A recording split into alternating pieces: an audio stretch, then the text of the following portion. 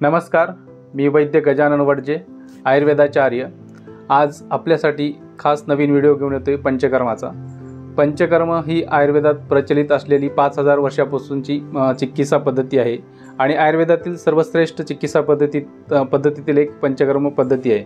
पंचकर्म म्हणजे काय तर शरीराचं बाहेरून आणि आतून शोधन करणे।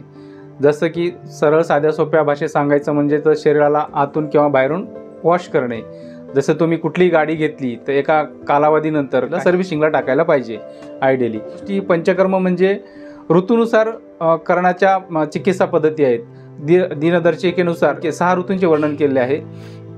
शरद ऋतू आहे, वर्षा ऋतू आहे, वसंत ऋतू आहे आणि हे 3 महत्त्वाचे ऋतू आहेत पंचकर्माच्या दृष्टीने। जसं एका कालावधीनुसार त्या शरीरामध्ये दोषात बदल होतो, कफ, पित्त आणि वात असा बदल असेल तर त्यानुसार पंचकर्म वर्णन केलेले आहेत। कफाचा कालावधी वेगळा, पित्ताचा वेगळा आहे आणि वाताचा वेगळा आहे। तर यात पंचकर्मात मुख्य 5 कर्म आहेत। त्यात पंचकर्मातलं सर्वात महत्त्वाचं म्हणजे पूर्वकर्मात येतं ते स्नेहन आणि स्वेदन येतं।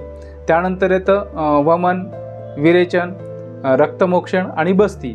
तर उपकर्मात अनेक कर्म आहेत। त्यामध्ये नस्य आहे, गंडूष आहे, कर्णपूरण आहे, शिरोधारा आहे, शिरोबस्ती आहे, कटिबस्ती आहे, मन्याबस्ती आहे, जाणूबस्ती आहे, रुदबस्ती आहे, धूम्रपान आहे।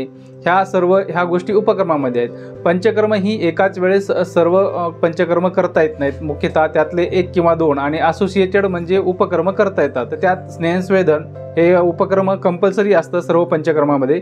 आणि त्यानंतर मग तुम्हाला वमन घ्यायचं किंवा बस्ती घ्यायची किंवा विरेचन घ्यायचं किंवा रक्तमोक्षण करायचं। तर ह्या पंचकर्मातल्या गोष्टी आपण एका वेळेस एक करू शकतो। आणि याच्याशी रिलेटेड उपकर्म गंडूष असेल, नस्य असेल, कर्णपूरण असेल, नेत्रतर्पण असेल, नेत्रधावण असेल, ह्या गोष्टी आपण लेप आहे, मग त्यातल्या परत बस्ती आहेत वेगळ्या, जाणूबस्ती, कटिबस्ती, मन्याबस्ती, ह्या गोष्टी आपण पंचकर्माच्या रिलेटेड पंचकर्माशी करू शकतो।